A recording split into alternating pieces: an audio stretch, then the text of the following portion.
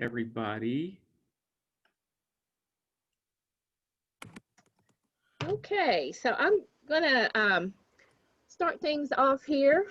Good morning. My name is Beth Humphrey with the CUPA-HR National Office. I'm our membership manager, and I'm so excited to see everyone here today. I just want to go over a few housekeeping notes. We are, of course, doing this session via Zoom. And in case you aren't familiar with Zoom or you haven't used it a gazillion times, we will have everyone muted. So if you could remain muted during the session, just so the background noises aren't picked up. If you have a question or you want to make a comment, please just raise your hand and wave, or you can post it to the chat box. This is a very casual, informal conversation. We want everyone engaged. We want everyone to be comfortable. So feel free to ask those questions, make the comments. We'll do our best to keep an eye on everyone, and if we see the wave, we'll be sure to call you out. So I want to turn things over to Andy Brantley, CUPA-HR's President and CEO. Take it away, Andy. Great, thank you. Good morning, everyone. So glad that you're with us today. I do have to say that every CUPA-HR region and every CUPA-HR chapter is special, but the Southern region and the Southern region chapters are just a little extra special to me, and I also know the same is true for my colleague, Susan Norton. For those of you who don't know, my first leadership experiences with CUPA-HR were as a member of the Southern Region Board, and during that time when I started as a Southern Region Board member, I was in North Carolina as the head of HR at UNC Asheville and then Davidson, and was very involved in the North Carolina chapter. I moved to UGA as the head of HR there, and while I was there, the Georgia chapter was created. When I first came to this role in 2005, the first chapter that we created new after I started in this role was the Tennessee chapter. Was very involved when Louisiana, Mississippi created their chapter. And last but not least, as it relates to chapters, was thrilled to partner with so many of our Florida colleagues when they resurrected the Florida chapter from the dead 5 or 6 years ago. And look what a difference a few years made for the Florida chapter, moving from basically defunct to not only the Southern Region Excellence recipient, but the National Excellence recipient last year. So just such an incredible group of leaders around the Southeast, and I am so thrilled to be with you here today. Speaking of colleagues, it is now my pleasure to introduce you to Susan Norton. Susan obviously is also from the Southern region. She's the Vice President for Human Resources at Augusta University, and she also is the chair of the CUPA-HR National Board of Directors. So Susan, say good morning to everyone. Good morning, and thank you, Andy. It really is a privilege to be with all of you, and I am so excited to be on this Zoom meeting with you, the Southern Region, and all the Southern Region chapters. Of course, the Southern Region does have a special place in my heart as well.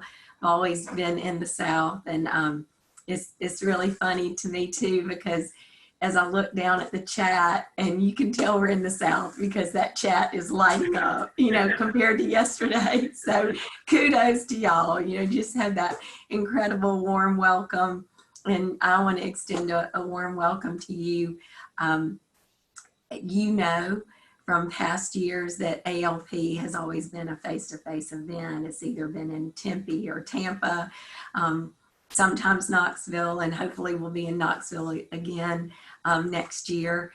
We're going to cross our fingers for that, because it is always so wonderful to be with you face-to-face, where we can hug each other as we do, where we can share our perspectives, our experiences, and really grow and learn from each other. That's, to me, one of the most wonderful things about CUPA-HR, is that this is a group of colleagues that respect each other. We learn from each other. And it's such a sharing group. Last week we had the privilege of listening to Shola Richards, as he gave such a wonderful keynote. And I can only imagine what we would have been like had we been sitting in a hotel at Tempe listening to him. The inspiration we would have felt had we been there, because the inspiration was very real just via Zoom. And, you know, he talked about making a difference, and that, you know, no one is too small to make a difference. Making a difference is what each of you does as a CUPA-HR leader, as a leader from your campus, for your campus. And I'm so grateful for each of you and the contributions that you're continuing to make. I'm also so grateful for Andy and his leadership of CUPA-HR. And I'm grateful for our national office staff and the way that they have responded so incredibly to this last 6 months experiment that we've had, this experience that we've had. Never before have we faced anything like this. And you keep stepping up as a leader for your campus. Our CUPA-HR national staff keeps stepping up, making sure that we can deliver programs like this for you. And Andy continues to step up as the leader that he is and has been for many years. So thank you to each of you. I know you're going to have a great day, because this is the Southern region, and have fun. And it's just great to see each of you online. Andy, I'll turn it back over to you. Thank you so much, Susan. And I couldn't ask for a better partner in crime this year as the chair of our board than my friend and colleague, Susan Norton. Another thing that Shola Richards said last week, and this was an anonymous quote that he shared, was, "No single drop of rain believes that it is responsible for the flood." Now, you can take that and have it have a negative connotation. I prefer to spin it the other way. And that one drop, that one thing that we do, that one comment that we make, that one program that we put together, that one outreach that we have for another colleague could make a difference for them in their careers and in their lives. And I am so grateful to each and every one of you for all that you're doing on your campuses and all that you're doing to create and sustain our incredible higher ed HR community. As I said during our stop, swap, and roll sessions last week, which if you didn't get to participate in one of those, I hope you'll participate in the ones that we'll be sharing with you in the next couple of weeks. HR, as we know, can be such a lonely and stressful job. Do I hear an amen to that? We know it can be a lonely and a stressful job. I hope that you will use this opportunity as a CUPA-HR leader to lean on your colleagues and to also encourage them to lean on you during these really incredible times. As region and chapter leaders, it's so important for us to be the conduits to our HR colleagues in our particular areas. Our work to create virtual events is always going to be critically important, but I think our more important work is to create and sustain those connections with our colleagues every single day. We need encouragement and support from each other now more than ever. I also encourage you to find ways to connect informally with your colleagues across your chapters and with your board. We have important work to do, but we also need to create these opportunities to get to know each other beyond our campuses and beyond our roles. So speaking of that, I have known Susan, and here's an example. I have known Susan Norton for over 20 years. It's probably closer to 30, Susan, but we'll say 20 for the sake of conversation today. And through my experiences, we first met as through CUPA-HR many, many years ago. But through our ongoing collaboration, we have not just become colleagues, but we've become great friends. And because of that, there's certain things I know about Susan. First, Susan and I were born one day apart. She is one day older than me. I just happen to look many years older than her. Susan and I both have 2 sons. In addition to knowing each other through CUPA-HR, We were also partners in crime in the university system of Georgia when we blew up a classification system that was very outdated and in need of significant change. And so we were partners in crime for that. And in case you didn't know, her sister, Caroline, is also a chief HR officer in higher ed, and she's a chief HR officer at the University of South Carolina. So such a small world. And those are the types of things that I know about Susan because we've interacted not just as colleagues, but we've become great friends over the years. And I want each and every one of you to have those kind of experiences too. Life is short. Get to know your board colleagues and make the most of this opportunity as a CUPA-HR and higher ed leader. I hope that you have the same kind of experiences that Susan and I have had over many, many years. I am also so pleased to acknowledge the sponsors who made this event possible today, and you see them listed on the screen: TIAA, Cornerstone on Demand, Page Up, Higher Ed Jobs, and Voya Financial. I'm also very pleased to acknowledge our flagship sponsor. In fact, Siegel has been our flagship sponsor for many years for this program, and a longtime Mary Ann Wersch Premier Partner. It is my pleasure now to introduce Kevin Carrington from Siegel to say a few words of welcome. Kevin. Thanks, Andy. I appreciate that. And just like Andy and Susan have said, I was very impressed with Shola Richards, and two of his quotes stood out for me. One is, "I am because we are," and the other is, "If you want to go fast, go alone. If you want to go far, go together." And at Siegel, we've had the privilege of going together with you, and for me, with the Southern region. And I can tell you now that I do miss seeing all of you all. I kind of got used to that. Even though I've only been part of the Siegel higher education team for a few years, I understood what Kelly meant when he told me that it's like a big family. And I got used to seeing my family on a regular basis. And so this year has been kind of challenging. So these Zoom calls and these events, and especially over the last few days, we've had them. Now, I've seen all of you, or many of you, over the last 3 days, which has been great. I still look forward to seeing you all in person.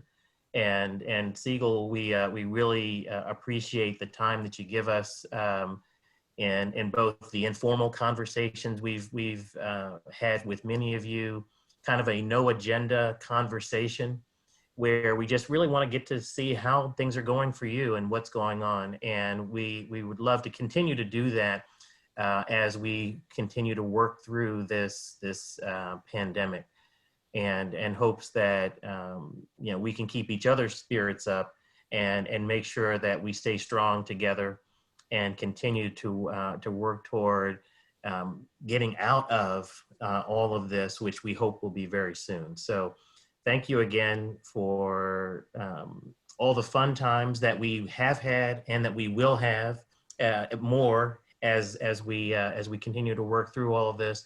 I want to let you know that we are here. We're here for you. I know Kelly is on, and several other members of the Siegel team.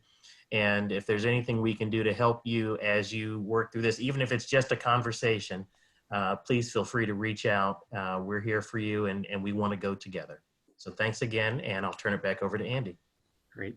Thank you so much, Kevin. And again, shout out to you and Kelly and your Siegel colleagues for all that you do to support and help us lead CUPA-HR. Very much appreciated. One thing before I forget, speaking of Shola Richards, because I've had several questions, when we send a follow-up email either later this week or early next week to all of our national region chapter leaders, we will include a link to the video that we recorded of Shola for you to use personally and on your campus with your teams. We can't broadcast it, across the world because he does do this for a living, but he did say that we could share this with you as leaders. And I encourage you to view it again and to share it with your colleagues and to actually use it as a discussion starter for a staff meeting or other get together of your higher ed HR colleagues. Such a great message and such a great person. So switching gears, as you know, CUPA-HR's Chapter Excellence Award recognizes a CUPA-HR chapter that has made significant impact through its commitment to the association and the higher ed HR community. Earlier this year, the CUPA-HR South Carolina chapter, whoop, whoop, received the Southern Region's Chapter Excellence Award and was also selected as the National Chapter Award recipient. Whoop, whoop again. We've asked representatives from their chapter board to spend a few minutes highlighting one of their success stories. And here to speak on behalf of the chapter is Laura Hockey from Clemson University, and also Edwina Roseboro Barnes from York Technical College. Ladies, take it away. Thank you so much, Andy, and good morning, everybody. A warm South Carolina welcome to everyone on the call today. What we do in our chapter, mentoring takes on two forms, and I'm going to talk for a moment on how we mentor our current members and then turn it over to Edwina, and she'll discuss the mentoring program that actually got us probably won us the national award, I would think. During our 2 annual meetings, and when I discuss what we're doing in our chapter, I'm in the time that is pre-COVID when I'm talking about that. We have 2 annual meetings, and networking is such a strong component of our meetings that we have. One of the components of the meeting is the president-elect will meet with all the new members for an hour-long orientation of the chapter. And it's during that first meeting, and I remember mine 6-7 years ago when I was brought back into HR at Clemson, how valuable that orientation was. It was a way of me getting to know everybody in the chapter. I was part of a cohort of new people that were coming into the chapter, and it was just invaluable. We spent an hour long going through the chapter, and then our attendees at the annual event also receive a listing of all the attendees. And obviously that is for them to benchmark and best practice with each other between the meetings. So on a routine basis, they can pick up the phone and talk to somebody in another organization, maybe even a smaller school if they're a large school, and find out exactly how they're handling a certain a policy or how they're handling a certain law that has come out, and it's just invaluable. During those meetings, we also circulate forms, which is the board interest form, and then we follow up with a board interest recruitment letter, and then we have a committee interest form. And those, when we take those back, it's just so interesting to see who wants to participate in our chapter's activities. We've also taken advantage of CUPA National's wildfire program, and Zan Jones is our current treasurer, and she is a wildfire participant. So I've mentioned all the things that we do on a routine basis. Most chapters are doing these activities, but I'm going to turn it over to Edwina to talk about a different kind of mentoring. Good morning, everybody. I'm excited to be here to share with you what we're doing in South Carolina. Oftentimes in higher education, we get so busy doing what we do in HR, we forget about one of the most valuable resources, and that's our students. But for students, none of us would exist in our particular role. So we created a scholarship and mentoring program, and it was the brainchild of Lisa Gagnon and Vivian Morris at Clemson University. So kudos to them for coming up with this brilliant idea. So I'll just share some highlights of what the program entails. And I will admit that it's still in its infancy stages. We haven't fully vetted it out or fleshed it out, but we're on the way to making it great and extremely successful. But the program is designed to provide students with opportunities to expand their knowledge from an academic to a practical perspective as it relates to the HR practices and principles and things of that nature. So we have reached out to our colleagues to find out, would they be interested in mentoring and allowing students to work in their departments to learn more about how HR works. So most colleges have internships and externships and those kinds of things. So many of us have embarked on creating opportunities for students at our current colleges or universities, or colleges and universities that are near to us.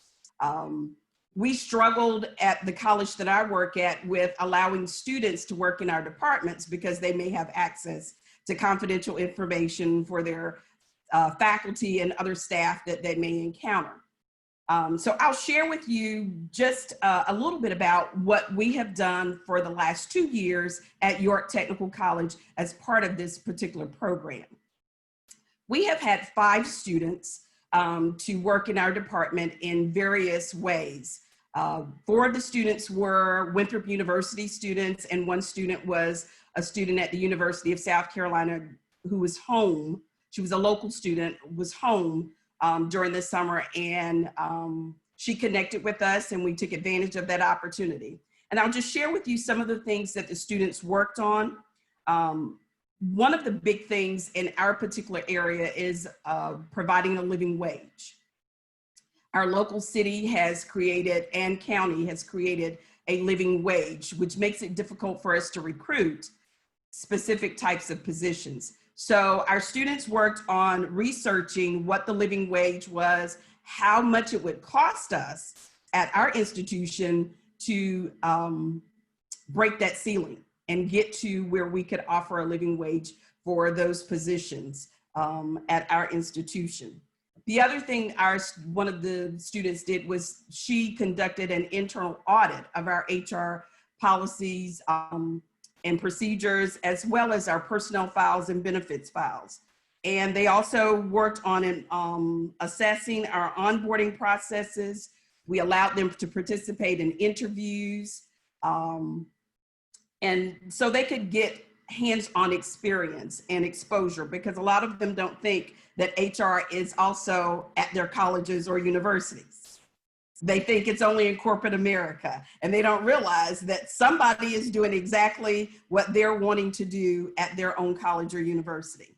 And one of the most exciting things for me is our last student that worked with us provided some assistance in compiling the surveys from our CUPA-HR, South Carolina CUPA-HR conference. So she was heavily involved in creating that data for us to evaluate how successful our programs, our offerings were at our conference. And we shared that information with our chapter members.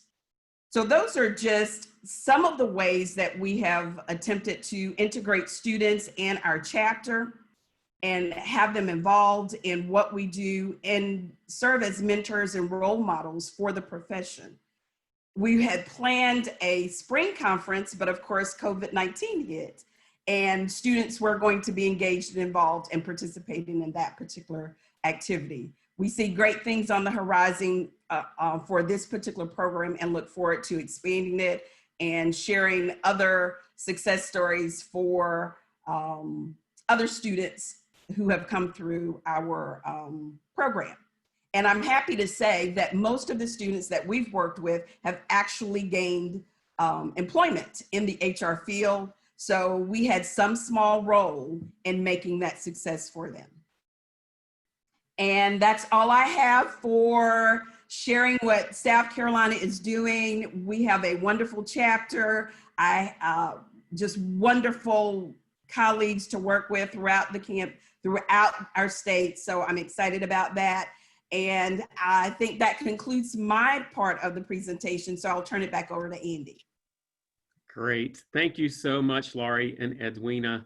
The 2 areas that were emphasized, one, the things that Laurie talked about in terms of pipeline for leaders.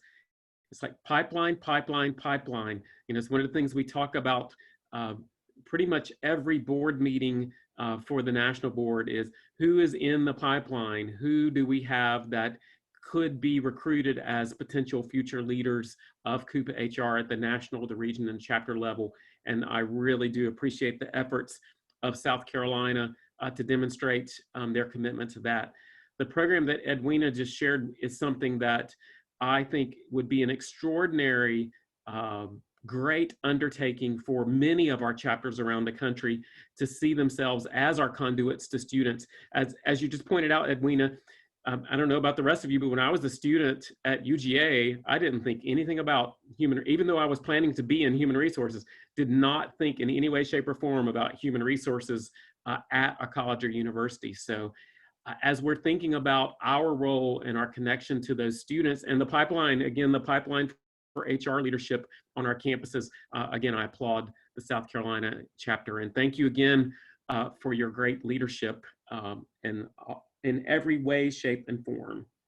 So before I turn it over to the Southern Region, I wanted to provide one last thank you to the Southern Region Board, Amy, Ollie, Leah, the rest of the Southern Region Board. Thank you so much for your leadership. And also to our chapter leaders around the South. Thank you for all that you're doing in these crazy, crazy times. And I do hope that the next couple of hours will serve as a great springboard and a great conduit to all of you. After the Southern Region introductions in a few minutes, Susan and I will kind of fade into the woodwork and let our region leaders take over the rest of this event. But we so appreciate and thank each and every one of you. So, and speaking of turning it over to the Southern Region, it is my pleasure to now turn the floor over to Vivian Morris from Clemson University, who will lead us through the next part of this session. So Vivian, take it away. I almost forgot to unmute myself. Thank you so much. Good morning, everyone. Thank you so much, Andy, for introducing me. And notice I am not wearing Clemson orange today, but my wall is partially orange. So I want to make sure this experience is going to be what you all are expecting and what I am expecting. So I don't want to spend a lot of time making jokes, fun, etc. But I do want to introduce you all to the great Southern Region Board of Directors. And I'm going to start by asking each one as I call out your name to give us a little wave. So everyone who may not have met you personally will be able to virtually meet you today. And we're going to start with our chair, who is Dr. Ollie Kennedy from Clemson University. Our chair-elect is Leah Schomfeld from the Citadel. Our past chair is Amy Grubbs from North Carolina State University. Our national board representative is Leanne Fuller from Auburn University. Our board operations coordinator is Donna Henry from the University of Kentucky. Okay, and then we have 4 at-large directors. And if I pronounce your name wrong, Jennifer, it's all in just my Southern drawl, which you should understand. Jennifer Adelman from Rollins College. We have Christina Brogdon from North Carolina A&T State University. Dr. Darrell Easley from Mississippi State University. And last but certainly not least, Brittany Elder from University of Arkansas, Pulaski Technical College.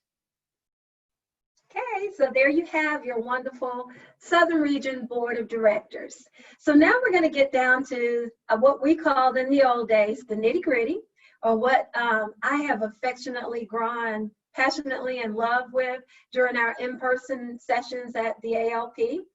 It's an opportunity to share. So for the next 25 minutes, give or take a few, the spotlight is going to be on all of you all. And I think we have about 54 people tuning in today. And most of you all know me. If you don't speak, I will find someone and I will call on you. So we're going to talk about 2 different topics today. You've heard a lot about COVID-19, the pandemic, and how it has caused us to change the way we do things. So our business as chapter leaders has changed dramatically. And we're in this world that we call a virtual world now, whether we like it or not, that's where we are for the time being. So our first question, and I'm going to need all of you all to share. If you hear something that someone is saying that's exceptionally well, give us some hearts in that chat box. Give us questions, raise your hand, just do whatever. I like excitement. So our first question is in regard to ways you have used virtual platforms to ensure engagement with your attendees. So who wants to go first?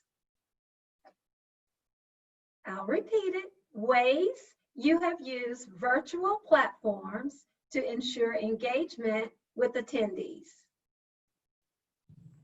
Vivian, I can jump in from the North Carolina chapter if that's okay. Thank you, that's great. We actually got the idea of using Whova, which is the conference app from ALP, a couple of years ago, and then started exploring it and began using it last spring for our one-day event, and used it to allow, we had the agenda and everything on it, so it cut down on printing, of course, but then allowed our attendees to connect and post topics and have chat conversations with each other during the event, and even comment on a public board about the topics that were being discussed by presenters. We also had a panel of CHROs at that event and allowed attendees to submit questions for the CROs real time through that app. Of course, we didn't get through nearly all of them, even close to it, but thought that was a nice way to keep attendees engaged. We then used the app again at the fall conference to enhance the experience, where we saw attendees adding topics where they had questions about I-9 compliance, for example, where we may not have had a presentation on I-9 compliance, but allowed other attendees to chime in just within the app itself to say, here's how we're handling it, and build connections. It did some of the other nice things, as well as allowing us to coordinate things like when events were starting, or if a room had changed, we were able to make those announcements within the app itself to keep people informed. But what we really liked about it was really the passive engagement that it allowed, and the networking between attendees, and that they could connect within the app and chat back and forth, as well as post topics that were near and dear to their heart. So that's been a big win, and we are intending to continue that even in our virtual events going forward. Thank you so much, David. Who's next? I know there's some more out there. I'm scrolling down. You all better speak.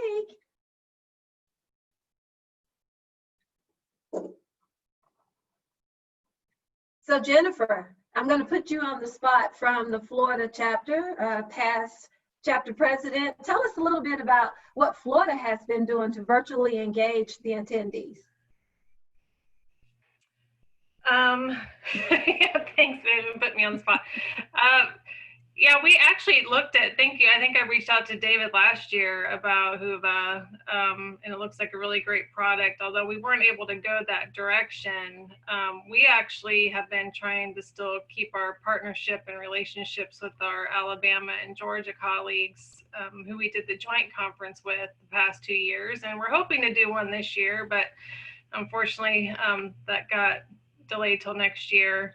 But it's been good to see just the relationships between even the state chapters, and sharing best practices with what each chapter has done in the past with their conferences, what are their struggles at their institutions right now, and how the chapters have been able to support each other, even though they're virtual right now. Thank you so much. And you all are familiar with the newsletter that I do on a monthly or every 2 month basis, but is anyone on the line from Oklahoma? I understand you all have done some great virtual engagement platforms. Oklahoma, we're paging you. I'll speak on behalf of Oklahoma. I'm the president for them.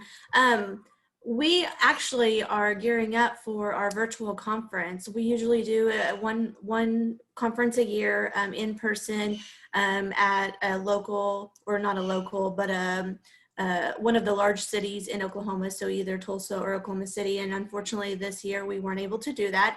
So we're actually gearing up for our virtual conference with the help of CUPA National.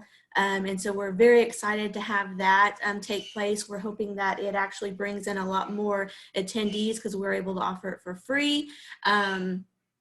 It's connected online, so they don't have to drive anywhere to attend that.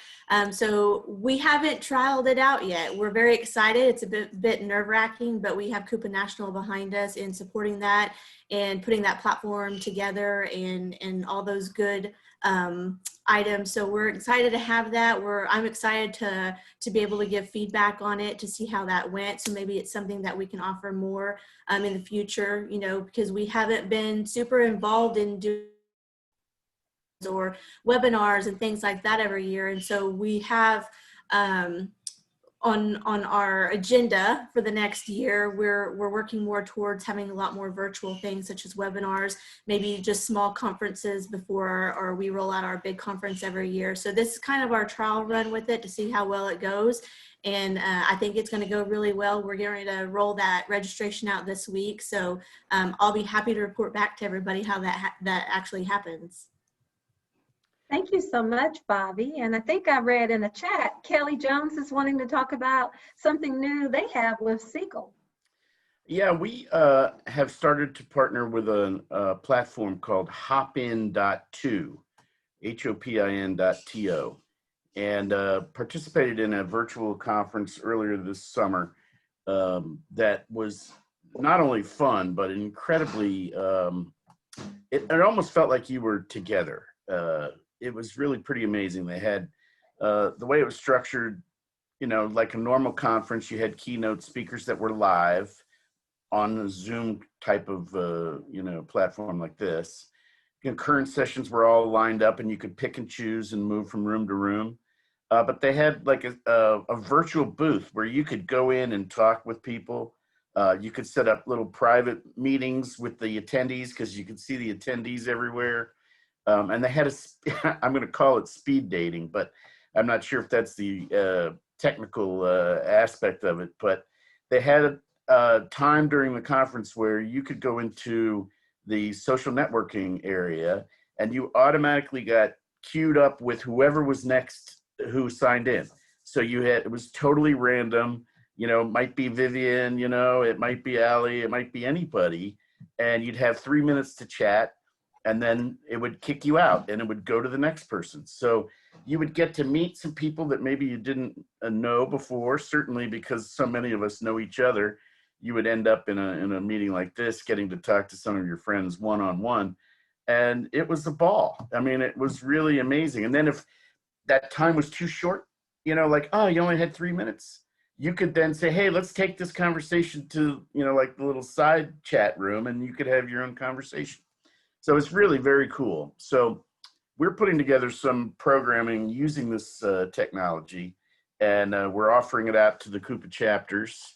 And some of you may have heard from us on this already, but if not, feel free to let us know if you might be interested in something like that. We're looking at doing them, you know, maybe a half day long or a little less, with a couple of different topics presented and then discussion around it. So just food for thought. Thank you so much, Kelly. And I think if you all look at the previous newsletter that I did, I also put a plug in there for it. And in the upcoming one, you will also see a revamped version of that because they've taken your feedback and they're fine-tuning the program for you. So look for information coming up.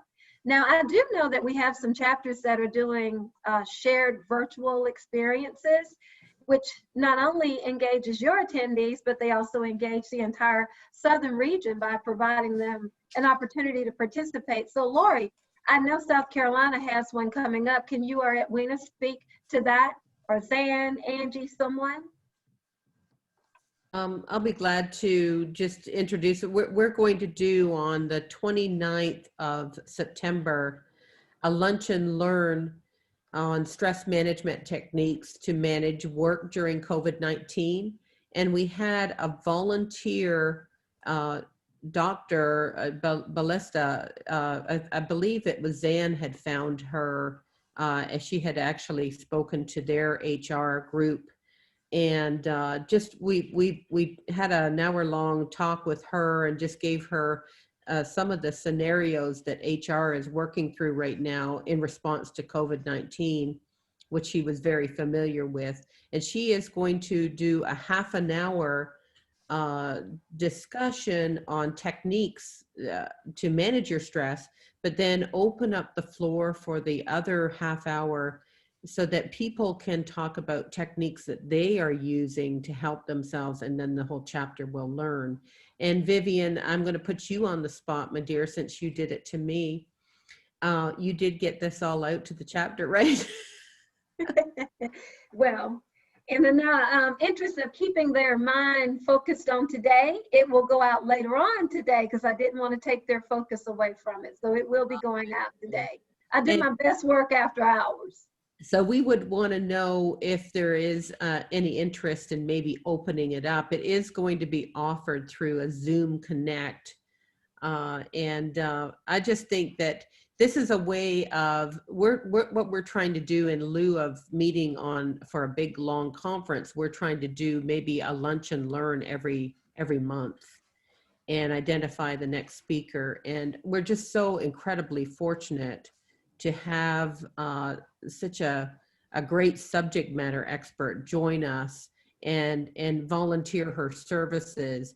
And you know what it was very interesting what she said to us the other day in our meeting was that if she can help one person, and I think that is when it comes to stress and the silent killer of potential suicides and things like that, it is just it's so interesting to just know that is our objective. Everyone will walk away with great techniques, but her intention is really to help that one particular person.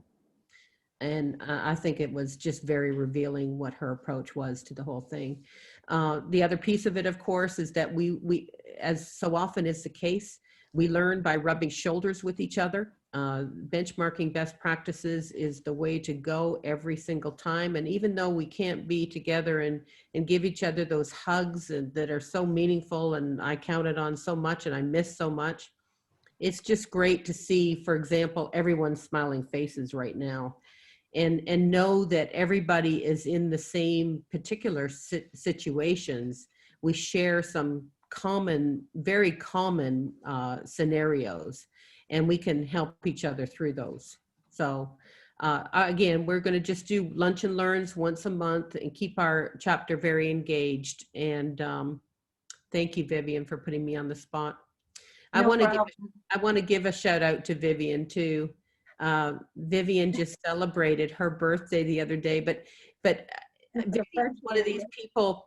Vivian's one of these people, and everyone knows Vivian. But at the start of September, I have a note in my Outlook calendar. It says Vivian's birthday is this month, and it's because she means so incredibly much to all of us, particularly in Clemson HR land. And she's the one that keeps us all engaged, and we're very appreciative of you, Vivian. Well, thank you, Lori. And payback is something else. I'm going to get you later. So do we have anyone else that wants to share on virtual platforms that you all have used? And thank you for the chats that's coming in. And if you do have events that you would like to share amongst the Southern region or spread a little broader, please send those to Ali or myself on chat, and we'll make sure we get those advertised for you. I'm not sure how I'm doing on time, but we do have one more question that I would like to explore, and that is in regard to lessons you have learned and best practices from those of you all who have hosted virtual meetings or virtual events. Give us some best practices or lessons learned. So we have about 10 minutes left. Let's share. I can start, Vivian. I'm Nicole Whitehead, and I'm from the CUPA Alabama chapter. And as far as just virtual platforms, we've had an intentional focus on learning and development in two specific areas. So one related to hot topics, and then the other, our diversity, equity, inclusion focus. So the diversity, equity, inclusion is a series that we've put out a call for proposals, and it's entitled From the Skin That I'm In. And so there are different individuals that will be coming to speak. We'll be kicking that off in September. And all of these things are happening through Zoom. So earlier throughout the summer, we hosted different hot topics, one being, is this really happening with COVID? And we gave people an opportunity to talk about that stress factor and, what types of things are keeping you up at night with institutions opening back up face to face. So what we're learning in executing Zoom is ensuring that you have some active moments for if the attendees, whether that's through polls, whether that's sending them to breakout rooms so that they still have an opportunity to engage with others, whether that's saying up front, you know, to make sure that you're alive out there in your Hollywood square, use your hands, you know, your thumbs up, or be able to utilize the chat. But I think that one of the biggest things that we've learned is that everyone is not used to using these platforms. So whether it's Zoom or Teams or what have you. So spending a little bit of time giving those instructions through email and those things ahead of time, but also adding a few minutes up front to make sure that individuals feel comfortable utilizing the technology. Because I would say when we first started this in the first session, we lost a couple people. When we said break out, they break out and ran and didn't know how to get back. So just, I think, being mindful that and not assuming that everyone knows how to use the technology so that they really can engage fully in the learning. Thank you so much. That's a powerful session that you just introduced. And as you all are talking about your sessions, your events and whatnot, you all know I love featuring and giving you shout outs in the newsletter. So please send me some highlights, pictures, lessons learned, etc. And you'll see it in the next newsletter. Who wants to share next? Lessons learned or best practices? Hey, Vivian, this is Beth. I'm going to hop in real quickly just in case not everyone's seen the chats that are going on. I noticed that I think it was Norm had pointed out our New York Metro chapter. They've been doing a monthly like social happy hour get together. It's an hour long. It's at 5 in the evenings. And those have been really well received. It's a time for people to kind of stop their workday, grab a drink if they want to, and connect with each other. They do feature a speaker. The one I was able to join, they had a general counsel from someone's institution join and talk about, you know, what does it look like with the mask on campus, and what if a faculty or staff member doesn't want to wear one? And it started some really great conversations. And I think the Alabama chapter has done some lunch and learns at lunchtime with their sessions. So that's another easy way to get folks to, you know, the opportunity to join you is the simple lunch and learn. Just throwing those two out there as you're thinking about ways of hosting the virtual events. Thank you so much, Beth. Yeah, we're going to feature some items in the newsletter coming up regarding virtual events and how do you keep people engaged. We're going to be doing a social hour with the Southern Region Board really soon. I think that's my task. So does anyone else want to share anything really quick for me? I know you all are out there. Daryl, you have anything? Best lessons, best practices, lessons learned from Louisiana, Mississippi Gulf? So Mississippi, Louisiana has not ventured into any virtual platforms yet, but I'm excited to learn just from everyone that has had experience with that. You know, there have been discussions on beginning to start that process. And so I look forward to connecting with, or having the board connect with some of you that have had experience. So, you know, it's not a disaster like my very first virtual meeting was a long, long time ago when I didn't know anything, much like I am in the same boat now. So. Okay. I think Lori has asked a question in the chat regarding, does anyone have a list of de-escalation techniques for faculty, staff, and students to use in the case of someone not complying with COVID-19 protocols, wearing masks, etc.?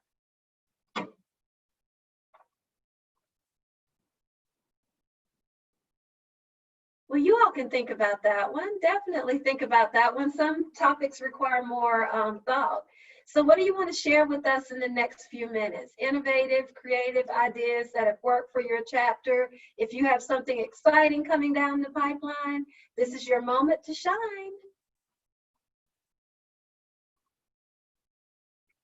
You all should be happy. I can't see everybody. I'm strolling through to see who I can put on the spot. Hey, Vivian, this is Brittany from Arkansas. Hey, Brittany. Hi. Hi, everyone. It's good to see you all.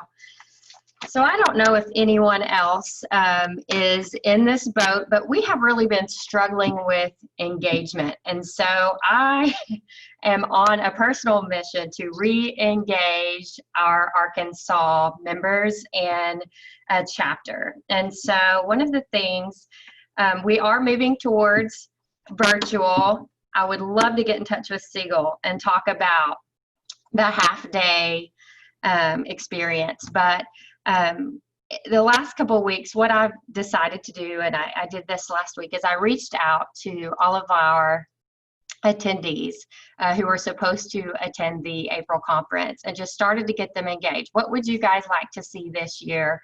I got a lot of feedback. And so we're moving toward, we're going to move our conference to, our in-person conference to October of next year, and do virtual events between now and then. And so I love the virtual happy hour.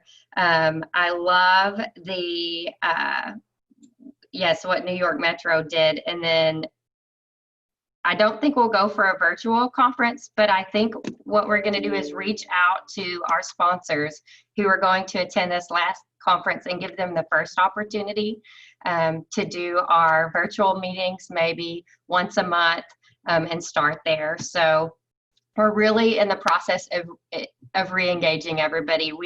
It's like we lost a lot of people during COVID, and it's hard to, we're having a hard time getting them back, but it's starting to happen through emails. So that's kind of where we are. So mission to re-engage everyone right now. Thank you so much. So you all have heard, we do have some chapters in the Southern region and probably across the nation who are still struggling with how to keep their members engaged. So we want to keep dialogue, I have an echo, beyond this 20 minutes. So feel free to share that information with me by email. You'll be hearing from me. And with that said, I think I'm going to turn it over to our next facilitator, Leah Schonfeld, and thank you all for participating in the first Southern Region Ignite session. Thanks, Vivian. Good morning, everybody. I am going to talk a little bit today about what you're doing to ensure that your social media, your websites, the online communities, we'll talk a little bit about that. I see some questions actually popping up in the chat that would be great for that online community board as well. So we'll talk about that in a second. But initially, you know, as you're planning all of these events and as you're hosting them, you know, how are we ensuring that we're messaging that appropriately to our kind of disconnected virtual community right now? So does anybody have, I know Vivian does a tremendous job in communicating with our leadership through the newsletter, but do any of you have some ideas around how to connect and engage either through your social media or through your website? Does anybody have a chapter website or a social media page that you feel works in connecting with our communities?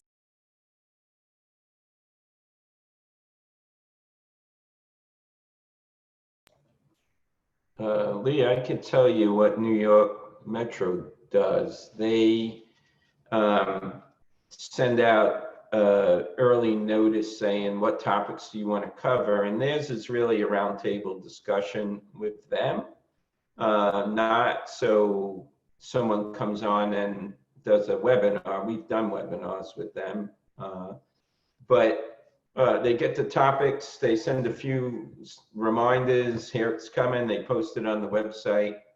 But I think it helps starting with the first email that says, what do you want to talk about? You know, what's keeping you up at night? And New York has some issues on space and classroom safety and all of those things. And then they try to line up the moderator by the topic. So I hosted one, but they had a lawyer host one, they had a communications person host another. So I think that's been very helpful depending on what they, sort of how it operates. I think it's great that the topics kind of come organically from, you know, your audience, and that way you know exactly what people are looking for. And to Brittany's point earlier on, you know, what do our chapters need right now? I think we've heard a lot of the, hot topics happening on our campuses and being able to serve in that way and to continue to be a professional development resource for all of the HR professionals in our areas is really important. So we are that connection for them right now too. So I think that's definitely something that as leaders in CUPA, we need to continue to champion for our chapters. Are there any other kind of, I do think, looking out at our websites, that tends to be kind of the first thing that we, kind of drop when updating and keeping things fresh. So for new members and for people who are new to CUPA, that is usually the first place they go when seeking out information about our state chapters. Does anybody have any lessons learned in updating your websites or anything that you want to speak to regarding the need to update your websites with any information? Hey, Leah, this is Ollie. I've been on a couple state chapters just from different schools that I've worked at. And I know when I first wanted to become engaged with CUPA, that's the first place I went to. And I think one of the first things that we notice and we probably want to be cognizant of is the dates of a lot of the items that we have posted on our websites. A lot of times they'll say last posted and it'll show 2012. And to someone who's a prospective leader, that sends a particular message of no one's really active. So I think a lot of times there's really small things that we can do as far as what's on our web pages. I know not everyone likes to get their pictures taken, but having visuals on our web pages as well and having links to either a past events, having with our vendors, but I think showing that how engaged the chapter is going to help our pipeline, but it's also going to have prospective members, because a lot of times an individual at a school who's interested in becoming or attending an event, their supervisor may go to that webpage and say, okay, what are you going to get out of this, Brittany, by attending this conference? And they go to the webpage and it's not up to date. So I think that there's small things that we can do with regarding dates, updating the leaders, some bios, as well as pictures and events. Yeah, and Leah, I'm going to jump in here, and Edwina was talking about utilizing our students through the South Carolina mentoring program that she was expanding on this morning. That is a great way. Students are full of bright suggestions, etc. They have a lot of energy. They can get those websites updated for us and infuse some fun type things on there as well. Of course, you might have to give them a little guidance, but I think they would be great at helping doing what you're saying, Ollie, what you said, Ollie. That's a great point. And I do think I've noticed in the chat, some mentioning of virtual fatigue and all of that as well. So I will say in our office, we did a happy hour, and it was nice to have our grad assistant help us with just doing like a quiz about each other. And so she kind of set it up through Kahoot. And, most of you with kids in school know that that's a, program used frequently in elementary, middle school lesson planning and everything else. But it's a fun way to just engage. We just asked, it was almost like a quiz of, guess who has met Jimmy Carter, or guess who has gone to this concert. And it was just a neat way to kind of get to know everybody in our office and do something, even though it was virtual, it was something different than Zoom or WebEx. And it was a great way to connect on a personal level. So I think that's also something, for those of you that were able to attend the Swap, Drop, and Roll event the other night, I felt like that was a really great opportunity to just have a minute to not talk about COVID and not talk about all the HR heavy stuff we're dealing with right now, and to just kind of have a mini session amongst your peers. So yeah, I think that's all great feedback. Any other comments on website or social media? Has anybody really had success with a social media site for their chapter?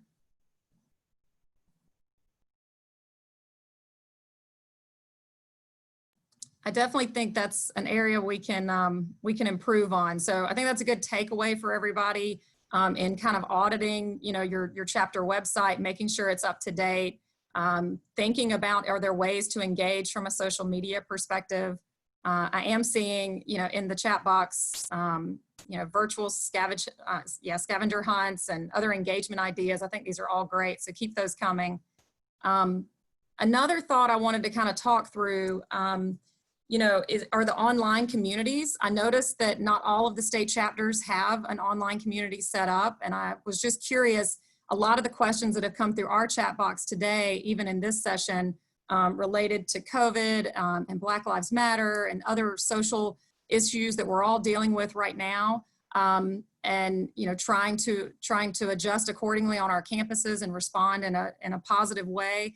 I was just curious, have any of you found beneficial feedback from using an online community? I've looked through and saw a few of you, I think from the Alabama chapter, were asking some questions about FFCRA and some other COVID related things in your chapter community, but has anybody want to speak to that?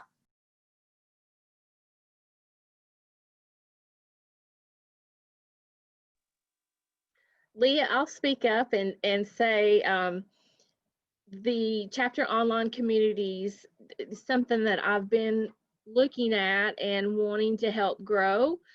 So I have looked at the metrics for all of our chapter communities, and I'll be sharing that with everyone next month. Everyone who has an online community. So, sharing like the number of people you have, the number of discussions, things like that. And so we can celebrate your success, what you're doing well, and then maybe plan and talk about what we can do to improve some of the other areas. So don't panic or feel bad. Right now there is so much going on.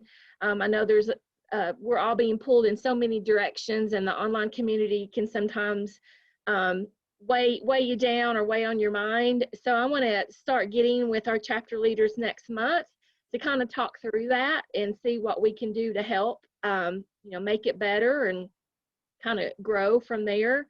If a chapter is interested in starting an online community, I would welcome them to reach out to me. We do have information in the toolkit, and I'll show that later when I go over the resources.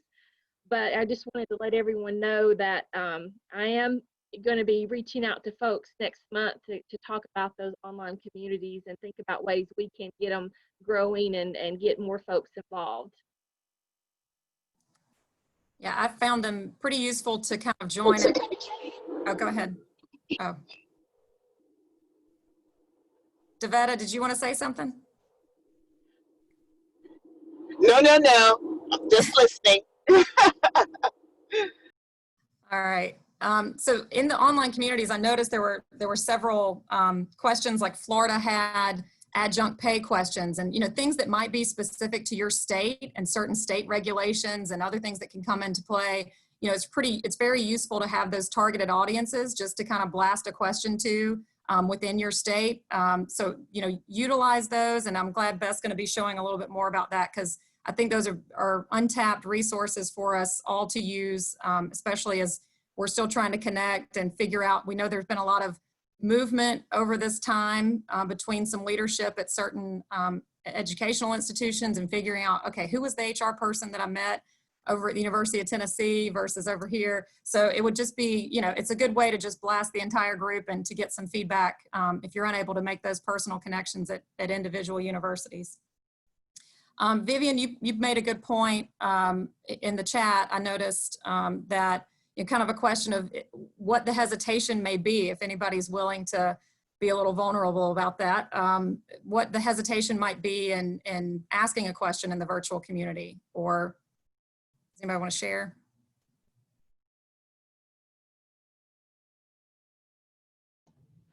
I mean, I'll share. North Carolina doesn't currently have their community up and running, and a lot of it is just that we feel like, especially with the recent shifts to COVID, we haven't had the bandwidth to do it correctly. And we've had an approach lately in which we try to be cognizant of new things we're taking on to make sure that we can execute what we're doing well. And that's been our apprehension just as a board, is if we set it up, we want to do it well.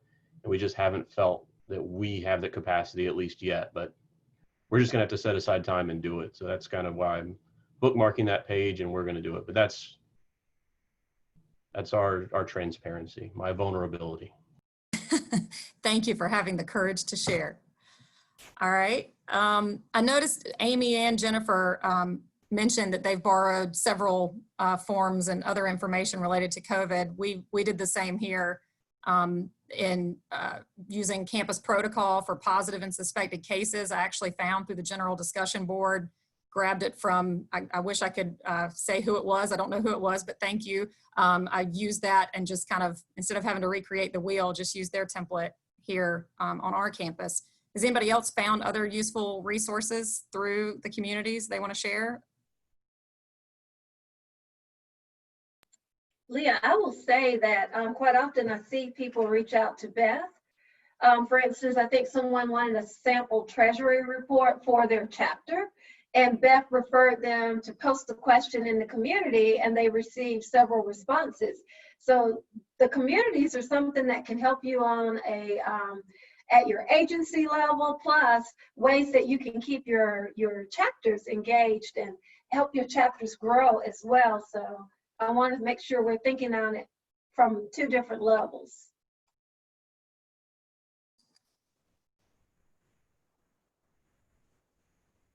Amy, do you want to share what you mentioned here in the chat about the decision tree?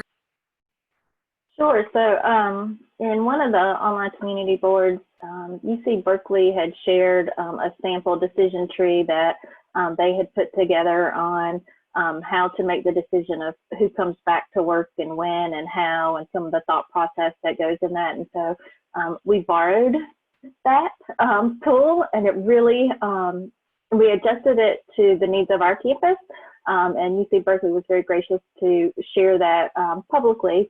And our campus has, it has been really well received on our campus, and it's been one of the big tools that campus has commented on that they were appreciative of putting together. So we have to give UC Berkeley credit for that. But we found that through one of the communities and them being willing to share that, and it was very helpful for us as a campus.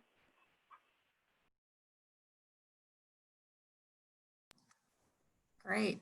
Any other feedback on connecting or engaging with your chapters right now? Has anybody done anything creative to engage with any new chapter members in your area? I know CUPA's great about updating us on new members within our states and our regions. Have any of you found a unique way to engage with those individuals during this time?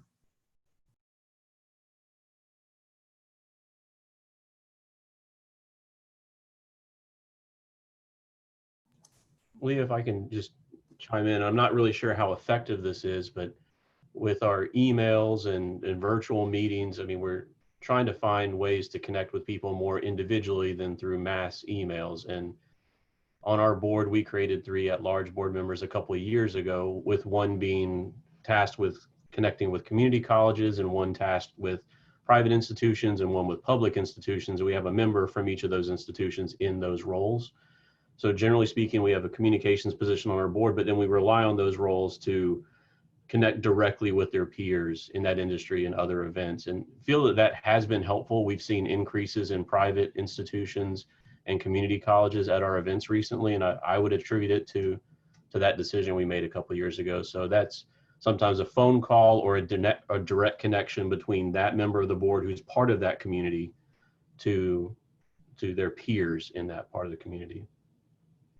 And Leah, just to chime in on that, I think a lot of times we have new chapter leaders as we approach July, and a lot of times, you know, we initiate and we get to meet everyone in early July during ALP. And I know it's September right now, so many of you may not have had the opportunity to introduce or engage with a lot of those new chapter leaders.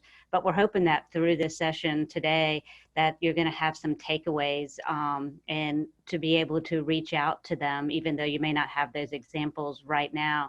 But also, I think taking some of the creative ideas that based on what Vivian's and Leah's sessions, reach out to them and, you know, make it unique, make it personable.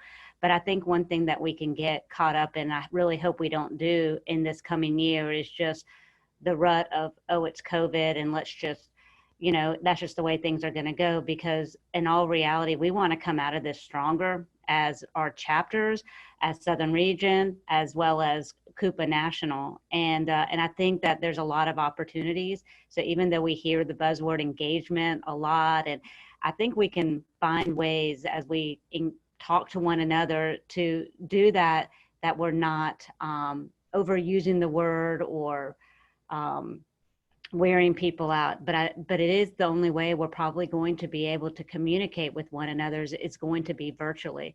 So I know these are tough questions that Leah and Vivian are asking right now. We may not have a lot of examples, but they are going to be things that we're going to be finding ourselves encountering in the next couple weeks, as well as months, to ensure that our chapters are stable as well as thriving when we do get back to more of that face-to-face normal. That's just something I just wanted to share.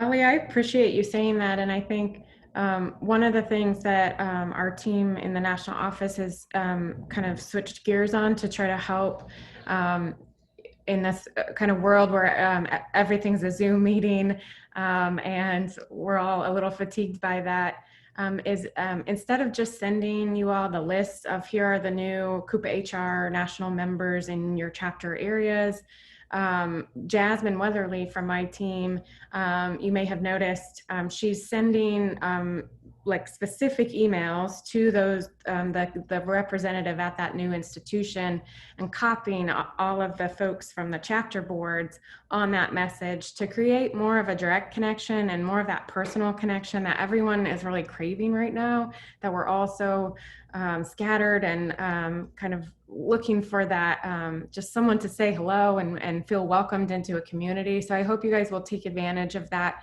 opportunity. And our goal was to try to make it as effortless as possible for you all, so that you can see the message from Jasmine and hit a quick reply just with a hello and welcome, and we're so glad you're here, and here's a little bit about our chapter, and just welcome, and we're here for you. So if you have any questions about that, or you're not sure kind of what next steps to take when we introduce you to those folks, just give Beth or I a shout, and we can talk through sort of what will make it easy for you all to do it, but still make people feel welcomed and create that personal connection when we don't have that opportunity to invite them to that in-person event. I did want to mention, and I don't know technically how it works, but I've seen some organizations or groups take advantage of the record ability within Zoom or within virtual platforms to record personal messages and sending those recordings to different people to communicate. And so you wouldn't have to have a lot, I say this in theory because I've not done it, but I would assume you wouldn't have to have a lot of technical equipment, video recording equipment to record that personal message and then send it to somebody. But it could potentially be an easy way to personalize your communication and welcome to different folks. Maybe a chapter leader from your board record a Zoom session or a Zoom conversation of welcome and send that to some new members or potential members. I think you can do that just on your phone for the most part, and then just email it. I've been doing that with some family members, just sending them a little video message instead of getting an email or a text. Great idea. It's kind of cute. That's a great idea. But I'll do a TikTok and send it out. I want to get that one, Amy. I do want to mention, I think Kelly hit on this earlier, and then I'll pass it on to Amy to discuss a little bit more. But one thing that I thought was really helpful in the last Zoom training that I was on was the presenter was presenting on mindfulness. And he had us all, it was early in the morning, he had us all rate ourselves on kind of like how we were feeling, write it down. Most of us were tired. And then after that exercise, after kind of a moment of self-assessment, he did the breakout rooms where we each got kind of a one-on-one, as Kelly was mentioning, almost speed dating style. We got about 3 minutes to just ask a couple of questions of the person. And just that one-on-one engagement in a matter of minutes, when we all came back out of the breakout room, we were all happier. We were all more, you just feel like you've made a personal connection. And I noticed throughout his presentation that people were listening more and they were more engaged in what he had to say because they had made that personal connection at the very beginning of the presentation. So that was definitely something I took away as something that, we will incorporate more in our trainings here on campus that we are having to do virtually, whether it's orientations or anything professional development related. Having that personal connection is a major shift in your psyche and the way that you deliver and accept information. So I just encourage all of you to continue that conversation on ways to connect virtually.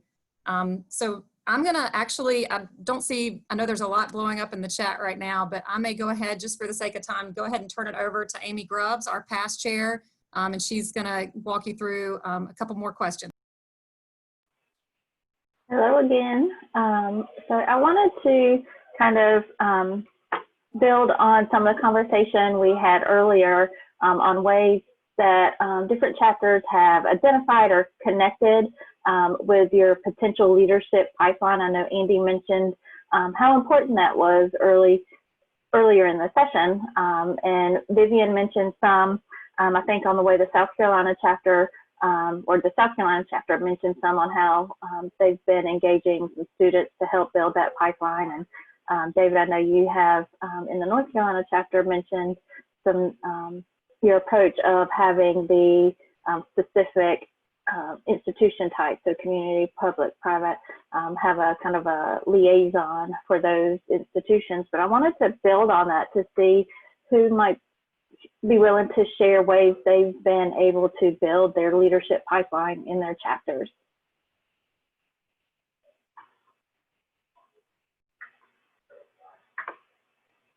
I know this is something that's tough sometimes to identify those folks and to reach out to them, and that's why we wanted to talk to you guys with this topic, because it is important, and that way you don't have 20% of the people doing 80% of the work if you've got an active board, an engaged board.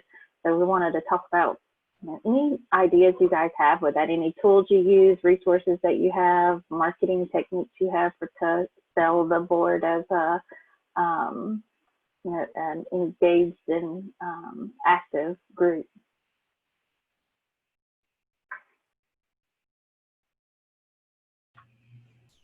Amy, I can jump in. I know at the end of all of our conferences, the Florida, Alabama, and Georgia chapters did a call out for future members of the board or volunteers, even if they're not ready to jump on the board.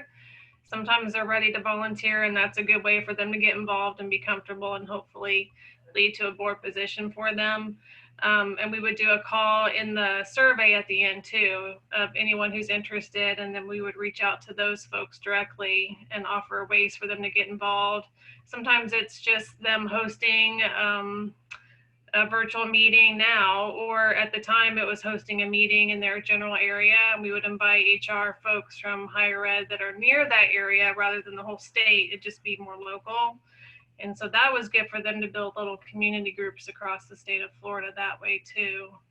And then we would do a call out at the different drive-in lunch and learns on, hey, we need some help with the chapter. Here's how to get involved. And that was a good way for some folks to get started.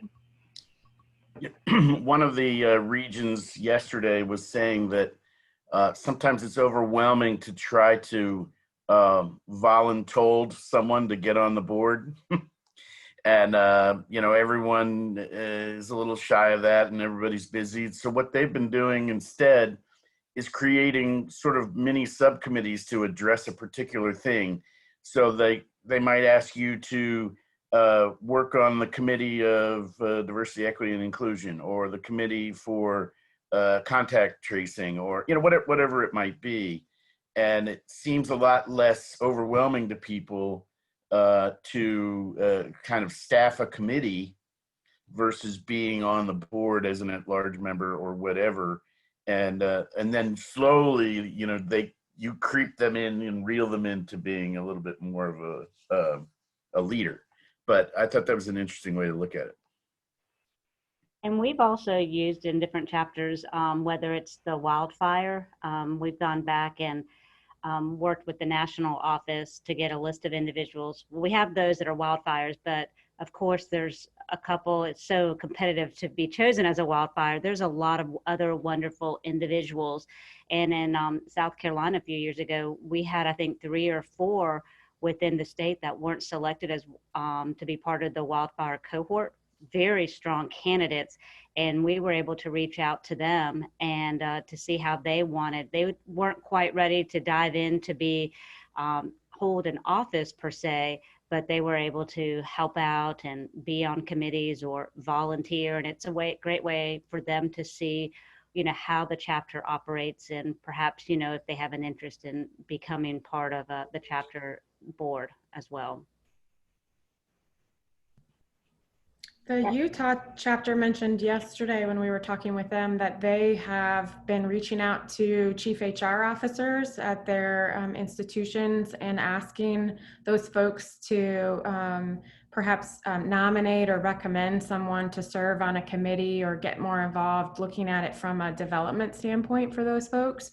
And creating that development opportunity for their maybe mid or early career professionals, to give them that experience of maybe helping with the event planning or some things of that nature. And I know they've had some success with that and getting folks sort of in that kind of top of the funnel and working on some things with that chapter, and then getting those folks eventually to join the board. Yeah, I really like that idea of targeting it from a professional development standpoint from supervisors, because I know sometimes people may be a little reluctant to put their name in the hat, not sure what it's going to mean in terms of workload and getting the support from leadership. So having leadership be the one to present it, that's a great idea, a great approach to that. Anybody else want to share any like entry level, beginner level approaches to bringing folks onto the board slowly so it's a little less intimidating? Hey, Amy, I'll share. I did put this in the chat, but the emerging CUPA-HR leaders group, they have expressed an interest in serving, after their program year. In some type of volunteer role, and that could vary depending on the interest of the individuals. So during their program year, I mean, they are pretty busy. I wouldn't say perhaps, that they would need to serve this year, but to reach out to for an interest, even just with some committee work that's not as time consuming, could be important to do, and trying to engage people that have expressed an interest in serving, in some capacity. Thank you. Yeah, the wildfires and the emerging leaders are a great pipeline for board members. And so we do strongly encourage you guys to reach out to those folks. They've already expressed an interest in being involved in CUPA, so you already have that kind of preset commitment to their interest in it. Hey, Amy, this is Beth. I'll add a little bit of information too that I've heard from some other chapters. They find that it's helpful to post information on their chapter website throughout the year, not just during the nomination period for new board members, but sharing the different positions on their chapter board. What does that entail to serve? What does it look like? And so that allows people to think about, the options that are out there, and knowing what time commitment it may take and what's actually involved in serving. I think that that's been helpful as well too. So keeping that on your chapter website throughout the whole year. And then of course, when it's time for elections, then you highlight the positions that are open. But again, being upfront with all of the information, and then, making sure that you have some contact information out there for someone if they have questions, if they're interested in serving.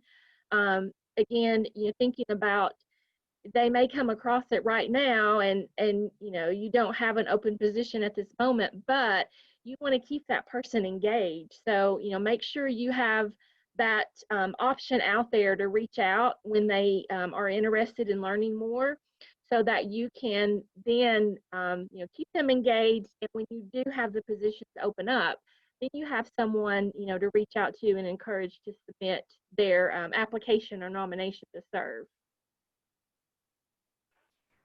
Yeah, I think that's a great idea to share what the commitment's going to look like, so they kind of know what they're getting into.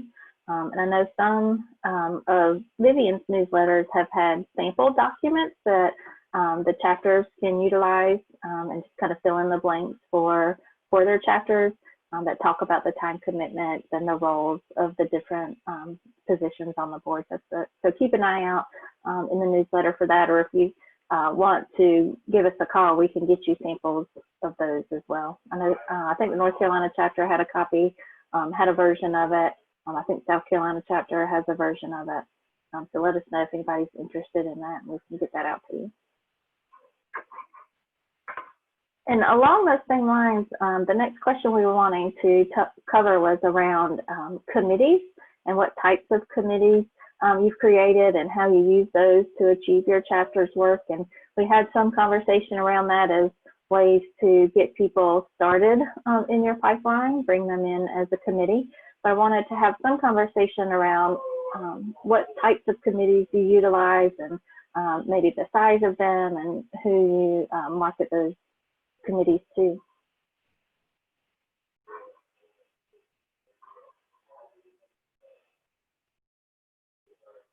And I'm totally okay with awkward silence. I'm just letting you guys know. Hey, Amy. Hey, Miss Vivian.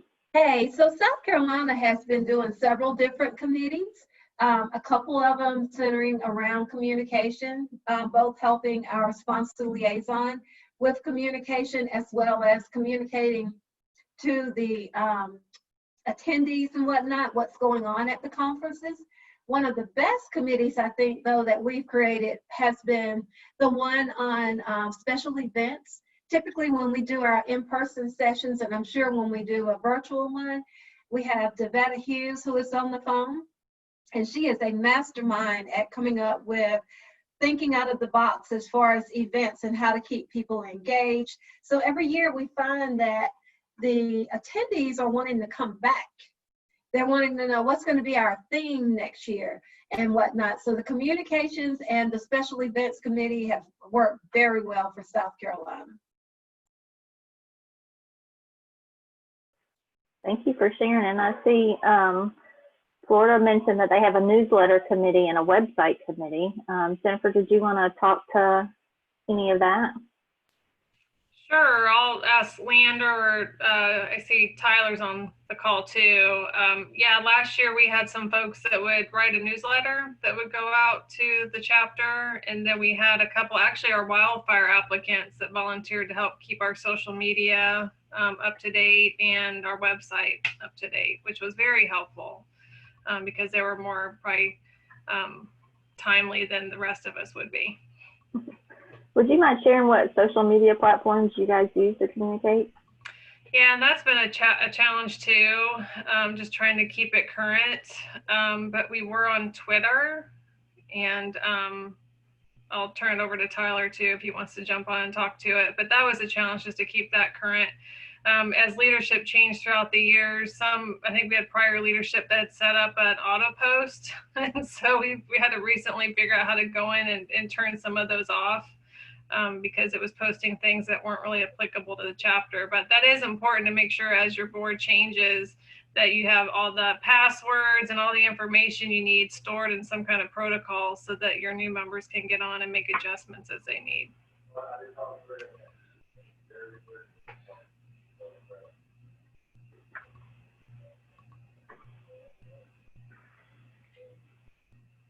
Donna, you had mentioned in the chat that Kentucky kind of works as an entire team to do all, so you have a little bit of a different approach. Would you mind talking about how that works and how you guys approach that? Yeah, you guys, we have actually been together for a while on our board. We just work really well as a team. We come together. Don DeLuca, who is on here as well, he could probably speak a little bit more to his part. He's really big into events. So he will usually go out and do a lot of research for us. Then he brings it back to us as the entire board, either on the location of our event, all of the after hours events and the social stuff. And we all decide as a board. And then a few of us go to a site visit to look at these different locations. Only when we've done our joints with Tennessee do we kind of pair off into teams. But we really work, I feel really well, Dawn. You can add anything in there. I think we really work well as a team and making the decision as an entire group opposed to a few. Thank you, Donna, for sharing. Does anybody else want to share anything? I think Julie added a link in the chat to some of the information in the toolkit and some samples of the chapter board positions, so take a look at that.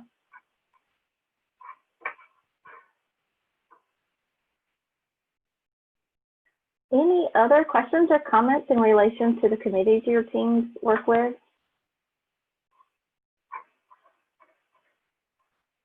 All right.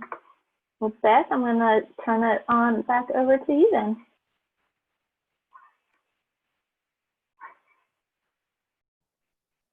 Sorry, I was answering a question in the chat.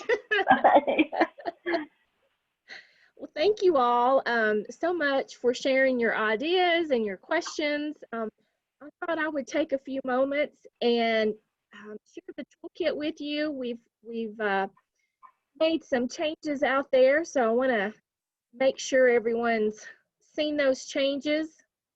So let me get my screen up here. Okay, does everyone see the website? Yep, okay. Zoom's being a little finicky today. We've had some issues and a couple people have been reaching out to me as well. Sometimes their emojis are staying up on the screen for several minutes and just a lot of little hangups today. So the CUPA-HR website, for those of you who haven't had a chance to look at it, if you're new on your board, we do have a volunteer leader toolkit. If you click on the For Volunteers section and then select the Region and Chapter Leaders Toolkit area, you'll see the resources that we have available for our chapter leaders to help them in their role. We have changed things up just a little bit. We're now going to try to highlight some important dates and deadlines, and then when we have something new, we're going to share it here. And then we still have the different areas, event planning, the communication piece, and the legal financial piece as well. I do want to start out, the first topic that we had today was on virtual events and planning for those. We do, at the national office, we have started offering the Zoom platform for our chapters to use. We will host the meetings for you. You'll see the virtual event support through national office link here. And I won't go into too many details, but we have two options: full support, which is we'll work with your chapter board on pulling everything together. Then we also have the platform only support, and that's for the chapters who are very comfortable in these presentations. Maybe they've already done some and they just want to use the CUPA-HR national office to host it through Zoom. We're happy to do that for you.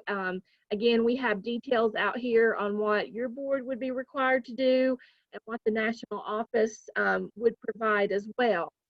A couple of things to keep in mind when you're looking at the virtual events. If you would please look at the CUPA-HR calendar of events to make sure that the dates you're looking at don't conflict with anything else that's being offered from the national office or from other chapters. In the national office, we're small but mighty, but sometimes we if we are helping another chapter with an event, we can't devote the time to do two at the same time, so we have to work and can figure that out. So we do ask for alternate dates and times when you submit your request for that help. Another item that we've added out here, we do have some timelines in the checklist for planning a virtual event. It's a great Excel spreadsheet that your chapter can take and adjust as needed, but kind of give you that timeline of where you need to be each step through the process. If there's something that you don't see out here in the toolkit anywhere that you think would be helpful to have, please let me know or anyone from the national office. This is your resource area, so I want to make sure that we're providing everything that you need.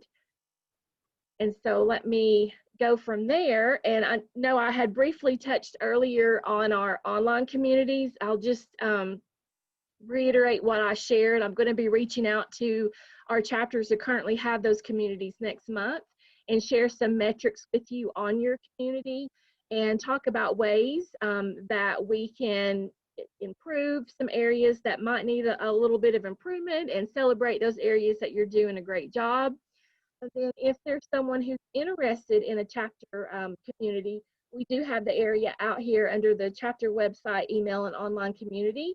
There's a section for managing the online community in CUPA-HR Connect, as well as a link to request that one be created for your chapter.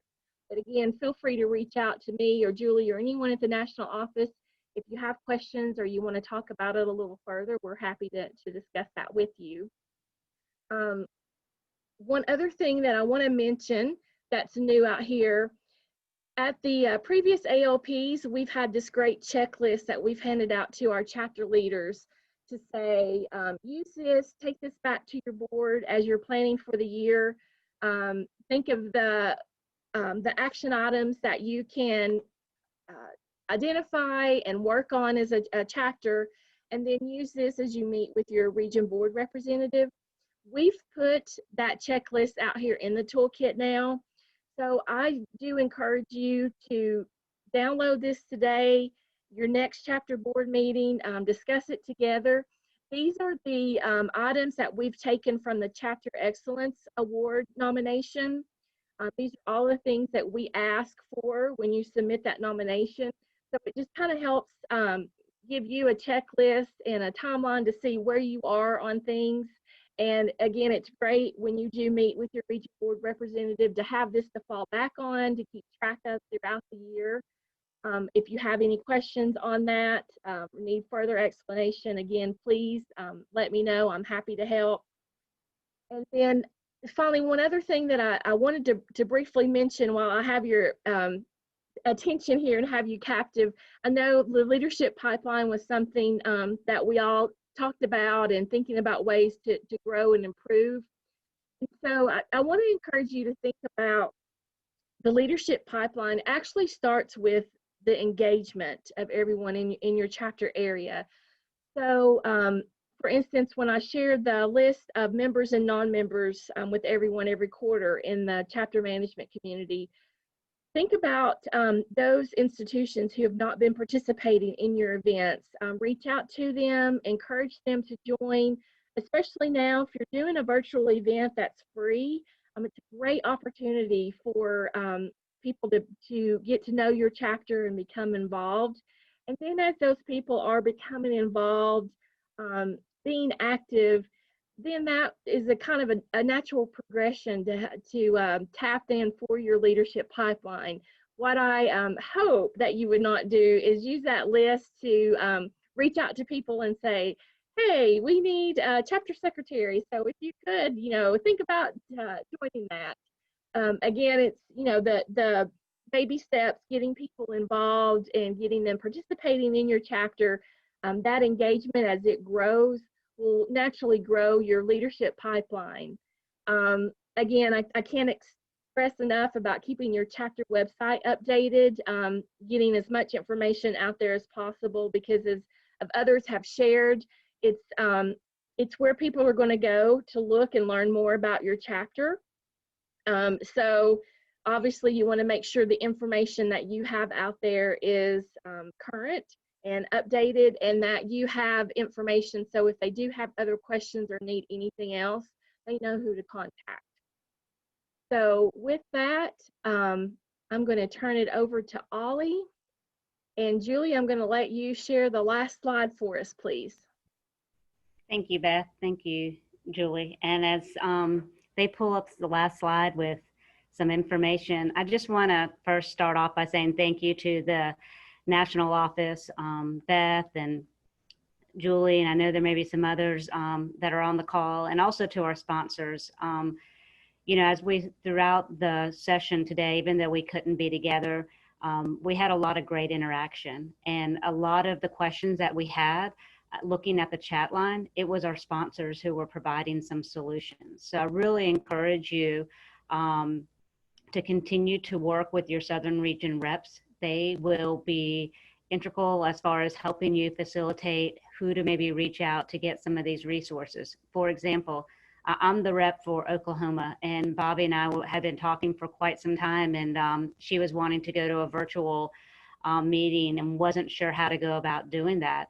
And I shared with her some of the things that the national office had done, and from there, her and Beth just took it away, and they're going to have a phenomenal event, you know, in the next month or so.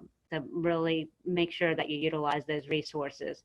But I'm going to give you some final little reminders. But before I do that, I also want to thank the Southern Region Board. They've done a lot of work reaching out to all the chapter leaders, but also for each of you that are chapter leaders. When you signed up, you had an interest in CUPA and you didn't realize that your job was probably going to change significantly due to COVID. So now you probably feel that you're having 2 or 3 jobs right now. And one of the things that we really want to do as far as the Southern Region Board is that we want to make sure that all of you, as well as your chapters, stay engaged, but also informed. I feel as if you stay engaged and informed, we'll come up out of this a lot stronger, but you also won't feel alone. Another thing I really want to stress is that if you feel at any time as you're a leader through all of this that you're feeling overwhelmed, whether you're on the Southern Region Board or whether you're a chapter leader, please reach out to someone on the, whether it's your Southern Region Board rep or someone else, reach out to myself or Leah, and let us know, because we don't want anyone to go through this journey that should be fun and exciting, feeling that it's more stressful. So please know that this is something that should be fun and engaging. But with that being said, some things I do want to set as a reminder is following this meeting here after ALP, we always encourage you to go back and to meet with your board and share with them some of the ideas that were, or takeaways from the session today. But also, please I encourage you to, when you meet with your board members, to set out some goals for this year. And I know a lot of times in ALP, we have some time set aside and breakout where you're with your Southern Region Board rep. So invite your Southern Region Board rep to those meetings, and they can also help guide you to develop some goals for this next year for your specific chapter. And also, as a reminder, Beth just showed you the assessment and action plan checklist. Please make sure that you complete this, that it gets submitted back to Beth. But if you'd like, you can give that to your region board rep if necessary as well, and we'll make sure it gets to the appropriate individuals. When you do come up with your goals, make sure that you share those with your region representatives, just to let you know that each year, twice a year, we provide a report to the national board. And at the national board meeting, there's highlights from the Southern region. And a lot of times we try to highlight those goals. So if Florida had specific goals and they met all 3 of them, we want to share that. If there's a particular chapter that's struggling, that's okay. We want to make sure that they get those resources so they can achieve their goals. So they are not just written on a sheet of paper and given to us. It's something that we go back and we look at. We go back and we look at this throughout the year. And, you know, the other thing is throughout this year, it will be a unique year. And we've talked a lot about ways to feel connected. We'd have the stop, swap, and roll. And I think we've seen on the chat, there's been some people who have already attended. Please encourage you to attend those sessions. It's a great way to stay connected, not only with your chapter, but across the, you know, all universities and colleges throughout the nation as well. And I think we heard some examples throughout today. But it's been my pleasure to sit today to listen to many of your ideas And hopefully after today, we can make the commitment to stay connected. And I do want to share that if you have any pictures, any events, anything that's taking place with your chapter, to please share those with Vivian Morris. And if Vivian, if you can share your email address in the chat, that would be great. Because that is one goal that we're going to have as a Southern region, is to ensure that we stay connected with each of you. But thank you, Beth, and thank you, Julie.